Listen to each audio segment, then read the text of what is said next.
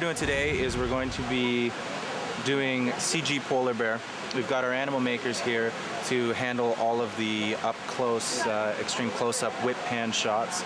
And what we're going to do is we're going to drop back into some wide shots and do visual effect shots where we're going to create a polar bear on the computer. So what we're going to be doing, it's a twofold process. We have one wide where we come through the bush and we find our character Walt stuck in the banyan tree being attacked. And then we're also going to go up into the trees. We have a blue screen element where we have our actors on blue screen and the polar bear is underneath them as they sneak over to try and rescue Walt down in the trees.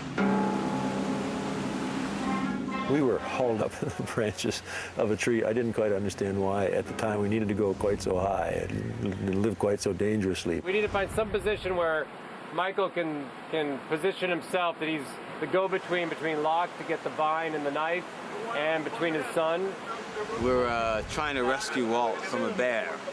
And so we're just like going through all the sort of places where we could hang down and grab him, and we're gonna drop a knife and we're gonna be bear wrestling, and it's gonna be great. So that's basically what's going on right now. It was actually a lot of fun, like sort of climbing these huge trees and falling down and swinging knives at the bear that's really just a guy with an arm, like, you know. So you're trying not to laugh, you know, come here. But me and Malcolm both had a good time, like screaming and crying and doing all that stuff. It really is mapping out where you're gonna go, like every step of the way. Good polar bear.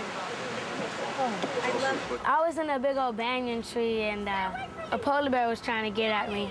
I was crying, screaming, and it was hard because the polar bear was just a head and two arms just waving around. I think one of the cool things about the show is that the audience and their imagination is so much better than, you know, than anything that we could ever sort of force upon them. And we sort of have ideas. Gee, Walt's reading a comic book about polar bears and a polar bear shows up.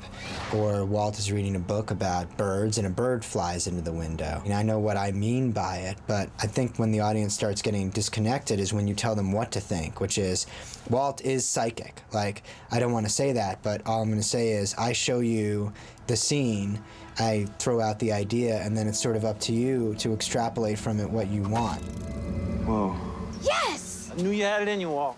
Locke recognizes something in Walt and acknowledges it and in fact, values it before anybody else does. I think his father, Michael, saw something in Walt, but it frightened him, and it doesn't frighten Locke. I think Locke appreciates it.